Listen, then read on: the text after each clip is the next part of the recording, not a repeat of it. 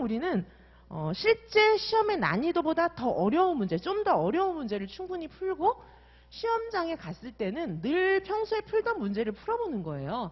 그리고 시험 치기 전에 이미 수많은 모의고사를 통해서 자신의 점수를 예측하고 예측한 대로 점수를 받는 것이 시험입니다.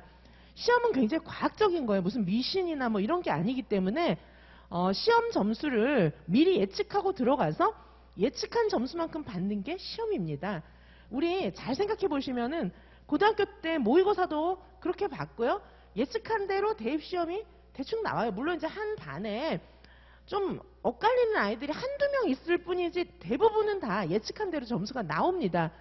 근데 우리 유아인명 시험은 완전 무슨 운에 맡기는 것처럼 툭 찌르면은 자다가도 나는 다 나왔는데 이론 다 얘기하면 자다가도 난 다 얘기할 수 있는데 떨어졌어요. 막 이런 선생님들 많이 계신데 문제를 안 풀어봐서 그래요. 그리고 이론도 너무 옛날 이론, 좀 기출에 너무 근거한 그런 이론들만 풀었기 때문인데 그렇게 공부하면 안 됩니다. 우리 유아인명에서만 자꾸 그런 사례들이 나오는데 그것은 뭐냐 하면 문제가 너무 부족했기 때문이에요.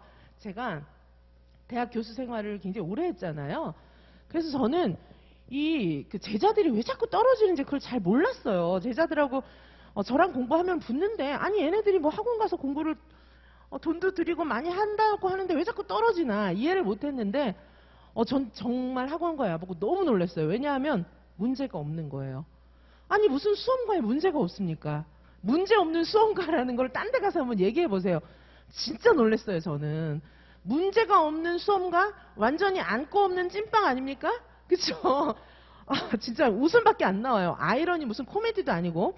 자, 그래서 진짜 실제 시험 난이도보다 조금 어려운 문제를 충분히 푸는 거 상식입니다. 그렇게 하고 문제를 풀어보고 1차도 2차도 마찬가지예요. 그래서 강사와 함께 공부한 수험생들은 시험장에 당당히 걸어 들어가는 거죠. 원래 담력이 세서가 아니에요. 다 이렇게 시험하면 다 쫄지만은 많은 문제를 풀어보면 당당해지는 겁니다. 어깨 펴고, 그렇죠? 문제를 받아보면 더 당당해지죠. 이거 내가 풀었던 문제보다 쉽잖아. 뭐 이렇게 생각하면서 당당하게 기량을 2배, 3배 이렇게 다 펼치고 나와야 합격을 하죠. 아니 이거 처음 보는 문제인데 이래갖고 어떻게 합격을 하겠습니까? 1차, 2차에서 이지선과 함께 하시면은 당당하게 합격하실 수 있습니다. 문제 많이 풀으셔야 빨리 합격하실 수 있고요. N수생 선생님들 언제까지 시험장에 가서 우시겠습니까? 이지선과 함께 하신다면 이제 더 이상 우실 필요가 없어요. 바로 합격입니다. 바로 합격할 수밖에 없어요. 왜냐하면 수많은 문제를 풀어보고 그것도 대학교 수준이 출제한 문제, 융화교육과 대학교 수준이 출제한 문제를 수없이 많이 풀어보고 또 제가 철저하게 생활관리까지 다 해드리잖아요. 그렇게 하고 불합격할 수는 없어요. 자, N수생 선생님이시라면 올해 반드시 합격하셔야 되잖아요. 언제까지 계속 N차 계속 늘려가시겠습니까?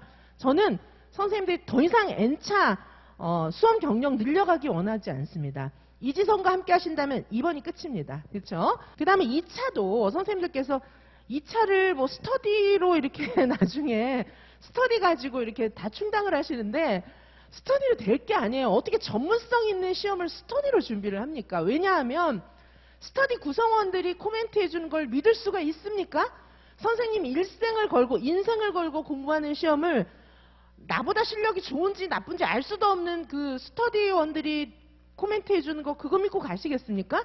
No, 안 됩니다. 그리고 지금 뭐 2차 시험을 아무나 봐줄 수 있는 것으로 잘못 생각하시는 경우가 있는데 2차 시험이야말로 1차 시험도 마찬가지예요. 근데 1차 시험도 답안지 딱 보면 답이 나와요. 제가 이제 첨삭해드리면 선생님들이 되게 놀라는 게 아니 내가 이거 공부 안 한 거 어떻게 알았어요? 다 나와요. 다 나와. 그쵸? 마치 왜 우리가 이제 아이들 이렇게 너 사탕 어쨌어? 뭐 이렇게 얘기하면 자기가 먹어놓고 친구 거 뺏어서 먹어놓고 막 얘기하는 게 보이잖아요. 자, 선생님들 유아교육과 교수를 오래 한 출제위원들이 출제하고 채점하는데요. 유아교육학만 수십 년 공부했어요. 예, 진짜. 그리고 이 공부가 너무 좋아서 공부한 사람들이기 때문에 이 밥도 안 먹고 잠도 안 자고 뭐 남들 다 하는 연애도 안 하고 공부했거든요. 아니 근데 그 답안지 쓴 거 보면 그거 모르겠습니까? 그걸 완전히 그냥 머리가 IQ가 저 바닥이라도 다 알 수 있죠. 그거에 완전 그거에 미쳐가지고 살던 사람들인데, 그렇죠?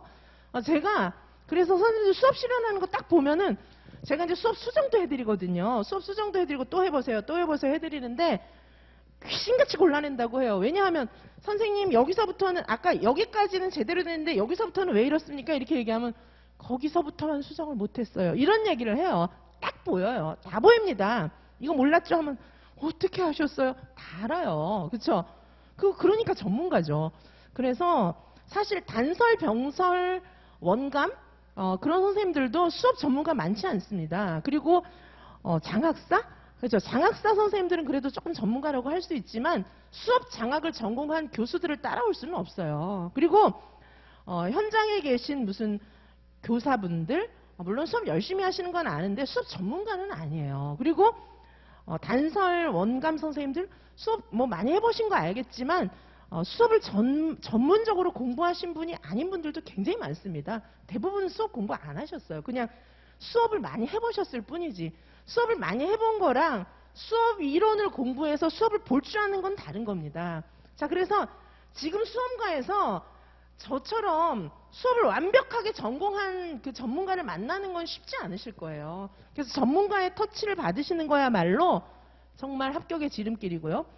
아마 쉽지 않으실 겁니다. 그런 과정이 없이 단시간 내에 수업을 전문가가 봤을 때 능숙한 수업 만드는 건 너무 어렵고요. 그 다음에 문제도 마찬가지예요. 문제도 비전문가들이 만드는 문제 푸실 시간에 주무십시오. 그리고 기출만 분석한다? 그래갖고 합격할 생각하시면 안 됩니다. 기출만 분석해가지고는 이제 안 돼요. 기출은 필수. 그냥 교과서 보듯이 봐야 되는 거고요. 기출로는 이제 안 되기 때문에 미래를 예측해야죠. 미래를 예측해야지 맨날 과거를 돌아보면서 옛날에 출제된 거 공부하면 이게 안 내는데. 그쵸? 교수들이 무슨 바보들입니까? 옛날 거만 막 따라가게? 옛날에 그거 냈으면 다르게 내죠. 비슷하게 내는 것들도 한두 문제 있겠지만 그것만 맞춰서는 안 됩니다. 자, 그래서 미래를 예측하는 문제 어떻게 낼 수 있죠?